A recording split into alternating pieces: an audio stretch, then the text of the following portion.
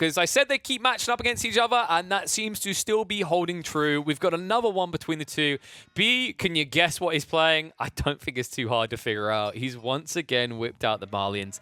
This time, though, Beastie has gone for something other than the Mongols. He's going to be playing as the Delhi here in Lipany. A logical choice for the amount of berry patches available, especially when you get a spawn like this. This is gorgeous. Look at the left side of BC's base. Deer, berry, berry, berry.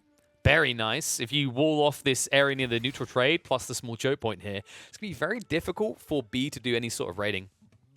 We'll see how he wants to play this. Of course, the cool thing about the Delhi is they give you that kind of tempo, aggressive timing. You're going to get map control again. If you noticed what happened in the last game, I think it's going to be a common theme in how to deal with the Malians. It's all about map control. Malian players don't often come out their base early on, so you really want to leverage civs that punish that element. That's why the Mongols are good. Not only can they take map control, but they can also come into your base and delay your timings. And then with that map control castle, they can think about things like relics. With the Delhi, of course, you do it even early. You escalate this army, you take control in feudal, you secure the sacred sites, and you trigger this countdown as well as getting your resource abundancy via gold, right? These are all map control based abilities. You couldn't do this if you're parked in your base. You can definitely do it if your opponent is sitting at home. That's exactly what B's going to be doing in this game. Looks like he's going to be setting up his houses on the north side. Of course, difference with the Delhi versus the Mongols is the influx of resources is kind of different, right? With the Mongols, you invest in these spearmen early, very early on, in fact, but you start torching down these houses. You get paid 25 food, 25 gold, and it adds up pretty quick. With the Delhi, you don't get paid, but what you do get is you get payday in a different way. From this pay dirt right here. You get that incredible buff to your berry gathering rate, which makes them essentially like at deer levels of efficiency and allows you to kind of inflate your economy early on, right? So don't think of this as a worse Mongol choice. Like this pick also has a lot of relevancy. And also on maps like Lipany, because of how closely clustered together the sacred sites are, you can get pretty optimal timing to secure at least 2 of these sacred sites, which is why he would have picked the Delhi here. Like we're finally getting onto the wood. Did he go for a straggler tree? Yeah, he did go for one. I was about to say he must have done. I do love these straggler tree additions, by the way. I love the fact that they added them to pretty much every map, and they brought them very close to the TCs. Really was missing it before. Like honestly, it was such a shame that we didn't have it sooner. Like it was one of the things that I think, one of the very few things at least, that Black Forest got right. Black Forest was amazing for that detail. If you guys remember, Black Forest was the only map at launch that had straggler trees nearby, and it was incredibly efficient to use them because the alternative was walking very far away to those fat wood lines at the edge of your base. But kind of surprising it took so long to get them onto all the other maps. Just glad they're finally here. It looks like B is going to be going up the Mansa Quarry. So kind of heard some like discussions on what's better and when. Mansa most of the time feels good in 1v1s. I think rarely, if you feel like you're going to be hard pressured, going for the alternative that, you know, buffs your trade, that was essentially an outpost, is better if you're like up against a Mongol player and you can get it up next to your pit mine quick enough. But even that can be difficult a lot of the time. I think the times I've seen it look good are on maps like Prairie, where you know you're going to be pressured on your gold vein early on. But you will have enough time to set up that landmark, usually because it's a retracted gold vein. Maps like this, it doesn't really feel necessary. Mansa just feels better. You know, the Delhi, they don't really play for base kill. They play for map control, right? So, you know, I talk about map control for a lot of civs. You know, Delhi, Mongols, French. But of those three, Delhi aren't a civ that look to take your base. They just look to take the map away and utilize that. French players are always looking to take apart your base, as in your villages. They're looking to snipe them down. Mongol players are always looking to take away part of your base. It's in resource lines that you'd access otherwise. Delhi just don't do that. They're always interested and invested in these sacred sites instead. Looks like we are going to get a Dome of Faith build. I was wondering if maybe BCB tempted to go into Tower Victory, but it's your timings, right? If you go for anything but Dome of Faith here, you're going to slow down the cap times on the sacred sites. Otherwise, you'd have to build more mosques, which will slow you down because you have to get this resource somewhere. And going for Tower Victory essentially locks you into this feeling like you need to go archers or spears, both of which just aren't really the way against Malians. You probably want horsemen here. I think horsemen's going to make up a big chunk of B's composition. Expect to see likely archers in the early mix though, regardless, simply because you want to have the ability to wall up. And look at that straight away, stables plus archer range. It's probably the best build against Malians. Like, you just don't want to be building spears. I mean, Malian players, of the 3 unit tiers, the thing they build the least of is definitely cavalry, from what I've been seeing in a lot of these games now, especially the Frimba Garrison build. And even if they built spears as well and you built spears, their spears are just better, right? So you might as well just play into something that's a bigger strength. Also, dictating like the archer range plus stable compo means that your opponent can't necessarily mass enough range units to snipe your scholars, because you'll have the counters, right? Because you've either got archers to trade out with their own archers, or you've got horsemen to target down those javelin throwers. Either way, it's meant to deny B from having a way of taking out your healing factor. Looks like we've got wheelbarrow coming through. Already done for B though. For Beastie rather. Almost done with horticulture as well. It's kind of crazy. Like, unless you clock it right at the beginning, how quickly Delhi can unlock a lot of these techs, you kind of forget how quick it is for someone that's so free. By so free, I mean it is free. The only cost, of course, is idling your shamans, or your scholars rather. Scholars that are probably going to want to get busy soon. Looks like we aren't too far off. So just a minute and 15 seconds until Sanctity is unlocked. Already the first horsemen are hitting the field. Love the fact they're looking to deny the vision that Scout's going to provide. And bad news for B. He did go in for the racks. He's building Donzos. And this is what I was worried about. Like, the predictability. Like, you don't want to build javelin throwers. They're too pricey, and you're probably up against horsemen. You don't want to build archers. Once again, probably up against horsemen, plus the fact there'll be archers in there. Donzos are kind of like I don't want to build it because he's going to have archers, but I also need a way of stopping these horsemen from raiding. And remember what we said about the Delhi. They don't really look to dive your base. They look to come at you later after controlling the map and getting that gold trickle via sacred sites. So in B's mind, he's probably like, okay, the spearman, while it doesn't feel great, will keep my gold untouched by the enemy. And very unlikely he wants to bring the archers around the back, because that would put him heavily out of position, because you'd have to wrap to the backside of my base. Of course, we know what Beastie's like. That's not going to stop him. Archers are already on the way. And this is all just to draw attention back to B's base. B is also prepping for the javelin thrower, so it looks like he's trying to get the appropriate counters in place, but he's going to be locked in his base. That's the important detail. So B's goal is to find a way out by 11 minutes to secure these sacred sites, to take them away. That's going to be difficult considering BC is already walling them up.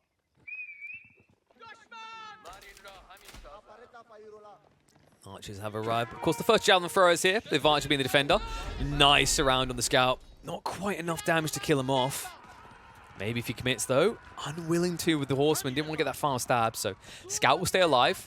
Important to keep that vision up for B around this area, so you can see the raids early on as they come in. And also, by keeping that scout alive, it gives him a little bit of confidence to maybe come out of the base. And he's ready to come out soon. Frimba Garrison is already on the way up. Man, this is the annoyance of the timings, right? Unless you're straight away blocking out that gold, this is what the Malians can do. Especially seeing as they buffed the gold gathering rate. I think they increased it up to 35 from the previous passive. I'm trying to remember what the previous passive was. Was it 20? Around 20 per? They increased it. It's actually crazy to think about the fact they buff the pit mine gathering rates. Absolutely absurd timings that you can get now. And B, of course, has already got that timing. And remember, he has full access to the gold, so prep for unlimited Zerg. It's the thing that makes the Malians so annoying. Sure, they might not have the most premium units. You know, this isn't as tanky as a men-at-arms spam, but it is brutal. It is unwavering, right? It never seems to stop as long as they have their gold. And they'll have passive gold always trickling away. Beastie is quickly trying to wall these up. Needs to be a little bit faster because it looks like enemies are on the way. You notice he did quick wall on one of these sacred sites, but not on the other one. Might want to fix that. Might want to do it fast because it looks like he has got vision on the incoming attack. That's going to allow him to get that quick wall up. Remember, it's javelin throws and only a few Donzos, so not the quickest burn through. Might give him time to respond if that's his choice, but I think instead, Beastie is making his way up. He is indeed with the House of Learning. It's an interesting choice here, playing towards the House of Learning when you're up against Musafadi Warriors. Reason that's quite peculiar, or at least interesting, is when you go for House of Learning, obviously this means you want home blades. That's the only real tech that you care about in this building. And home blades only affects men-at-arms and lancers. You're up against the Malians, they can build Musafadi Warriors. Those will counter both heavy unit types, even when you have that home blades bonus damage. So It's probably something that BC's keeping in mind for the ability to just raid with a few Lancers down the line. It's probably not going to be the main part of his forces. I'd expect a heavy investment to archers, if anything, here. And seeing the second archery range definitely seems to support that. Of course, you are going to be up against these javelin throwers that are going to be pretty resilient against your archers. If you get enough of them out in the field, you can still be pretty effective. Just need to be quick about it before that javelin thrower count gets too big. Because if it does get quite large, they can begin to snipe out the scholars. And you don't even have that heal factor to then power you through. They're just going to try to back away here. Looks like archery range is successfully going to be built up. Sacred Site, of course, on the east side was capped. The other two are still locked in, though, so Beastie is getting payday here. 300 gold being generated passively for him. Doesn't quite match what the Malians can do, but it's something. Speaking of the Malians, we are going to be getting more pit mines soon. Escalation is going to be a problem for Beastie here. This B currently has the military lead. Has the positioning to do some damage here. Beastie needs to find a way out. Looks like he's trying to sneak out maybe towards the deer site here on the east side. He's, of course, picking up those relics as well. One of the big benefits of playing as a deli, you have all these religious units out in the field. And that's why I'm expecting Beastie to probably get 4, maybe, of these relics. In fact, it looks like he's already got 3 on the way home. So extra cheddar for him. 1 unaccounted for. Wall on the backside. He was cut off anyway, so he might as well get a bit cheeky about it. Javelin throw count is high enough. It's reached that threshold we talked about. He's got 11 of them. That's 110 damage from 1 round of attacks from these dudes. Against a unit that has 140 health. You add in a few Donzo attacks and you're done in this realm of existence. I believe this is the point where, if I was B, I'd probably invest in a few spears as well, just to torch into these sacred sites. Get rid of that, starve Beastie out, and give him a taste of the medicine that he served you last game. Just deny map control entirely. Looks like BC is now playing into those Lancers. So that's where the Home Blades is going to come in. Now, the reason this can still be effective, even though Musafadi Warriors can counter you, is the fact that you can choose where you attack, right? Like, you're able to move fast enough to weave around these Donzos and Musafadis alike. And so far, you don't even have to worry about Musafadis. It's just the spears. Spears that will be countered by Archer Mass.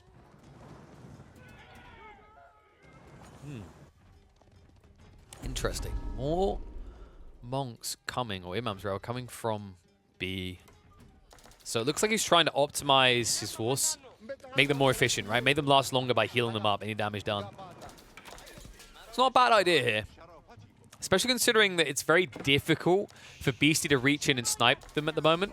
But once he has enough of these Lancers, he'll easily be able to run through the healing factor that B is bringing to this composition. More relics are on the way home, so Beastie still just trying to get his first few relics in. Was deprived every turn. In fact, at the end of the day, B comes out ahead with 3 relics in his favor, so Beastie only able to secure 2 of them. Not going to be happy about that, especially the Sacred Sites now being captured in favor of B. He has access to multiple ones, so that's going to allow him to get even more gold trickle. I mean, this is starting to look very difficult for Beastie. His position is quickly becoming untenable. He's going to be forced to make some sort of move probably in the next 4-5 minutes max. I expect him to go when he has just under 20 Lancers. Home Blades is almost complete, so if he wants to go, it's going to be soon. The problem is, it's taking him so long to reach this point that B's kind of counted him out now. Look at the Donzo count. We're up to 28. There's no easy way in, and that many javelins being hurled at you, even these knights can easily die. Speaking of these knights, they are going to get a freebie of a target, or an attempt anyway. Javelin throws are getting a little bit too frisky in the base, but B will back off in time. Lancers are starting to find their way into the back of the economy. This is the way that BC sees himself getting back in this game. Not through direct conflict, by starving out eco. Just 1 or 2 Lancers sneaking in could easily do that here. In fact, he even split to look for multiple targets. Maybe he has to try and burn some houses down in between raids. There's no denying, though, there's definitely enough Donzos to keep him at bay. Unless he's willing to commit a lot more knights. But if he does that, he'll have nothing to defend with. B knows that. Beastie has at least had this one Sacred Site on the left side the whole time that's been trickling a little bit of gold. He did at least get 2 of the relics in the end, but this gold trickle is just being outdone, heavily outdone. In fact, you can see the difference in numbers for B. Like, it doesn't even feel close. Obviously, he's got a lot of people working on gold, but that's all he needs because of the Farimba. Militarily, Beastie, despite all his best efforts to try and catch up, it's feeling impossible to fully close that gap.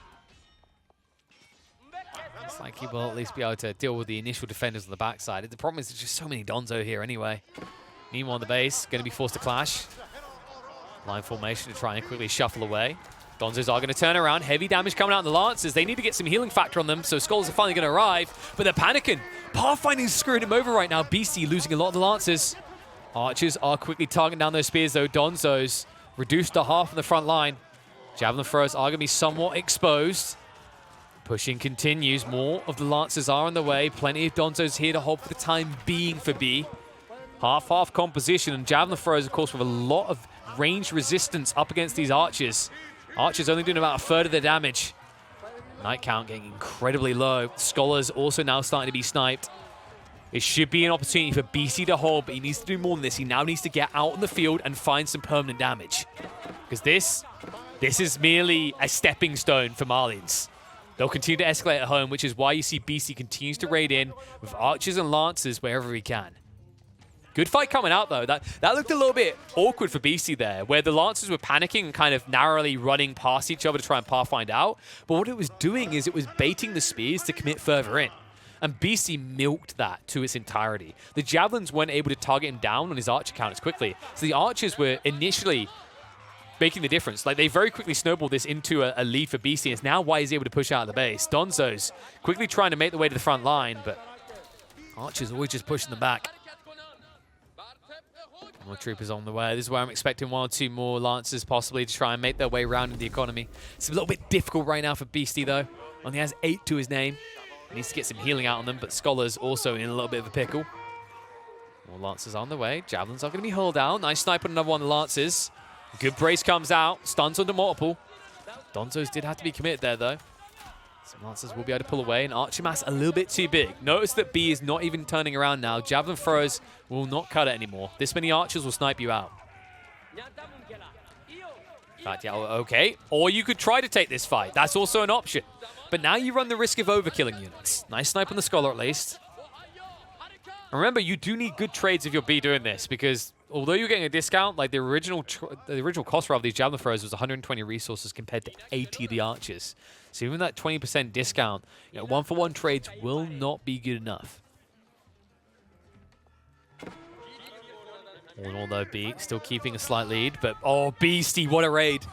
What a position as well. The formation shuffle isn't helping. It's making things worse. Oh, no. I mean, B, the idle time alone feels like it kills you here. This many gold workers. Like, this is the risk you run with Malians. If you don't protect your flanks, this can easily happen every day of the week. Javelin throws, I mean, they're not going to stop it. You see the Lancers will just commit once again. Like, Javelin throws don't counter this out. It's just a great read by BC. He doesn't panic. He gets maximum impact. And now look at the villager kill count. 16 in total across the game, and most of them coming from this attack here. And by the way, this was with textiles. That is the power of Home Blades. And off the back of that, look at the difference it has made now. The slowdown in military escalation of a B. Beastie now taking the count lead. Has premium units mixed in there. Some Lancers. Maybe 1 or 2 Javelins actually being misclicked into it. But it's all about Archers primarily. Oh, the keep drop attempt, Beastie. A little bit greedy. But armies on the way. Javelin thrower is about to be heavily out of position and heavily outnumbered. Second wave is coming in, though. Donzos. Not going to be able to fully counter out the Lancers. No easy way for him to just burn down that keep, but it looks like BC's going to give up on the dream. He says, no, not today, I guess. But now he can recap those sacred sites, remember. Like, what's happened here is it's a full surrender of map control from B, because he realized how troublesome these Lancer raids are being. Lancer raids at this time won't be as impactful, just too many Javelin throws in the area, so heavy hemorrhage for him. Can maybe sniped out 1 or 2 villages, but not really worth it. At this point, you're not really getting out either, so you might as well take whatever you can. At least alongside it, get a little bit more idle time out of B. But he's doing a good job of keeping a 50-50 composite here, though. You know, Donzo, Javelin throwers in equal numbers. Looks like he's adding in a few Musafadi warriors. Not sure if that was a misclick or intended. I mean, they can deal with the Lancers to an extent, but it's still, you're building a no-armor unit up against Archer mass. It doesn't feel great here. Same can be said about this keep. Not really what he was looking for originally, but BC admits he has to get something a little bit less greedy in the end. will at least secure the sacred site area and more gold, which is also going to prevent the extension for B down the line. Sacred sites have been locked in. That's going to force B to come out. Military count now once again on his side. Lancer count looking pretty pathetic right now, but Beastie has a pivot in mind. Double Siege Workshop, Mangonels are on the way. And this one foul strike with Mangonels could cripple everything for B. And remember, he doesn't have the best gap closers. That's why the Musafadi Warriors is maybe just a perfect read, whether intentional or not. He probably was paranoid about the possibility for Siege, and this is going to secure him against that, right? If he sees Mangonels, he can now just rush them. But will he see him quick enough? Mangonels are now in play for Beastie. Looks like that UI issue still exists for Siege, so remember, this is just one Mangonel, not two.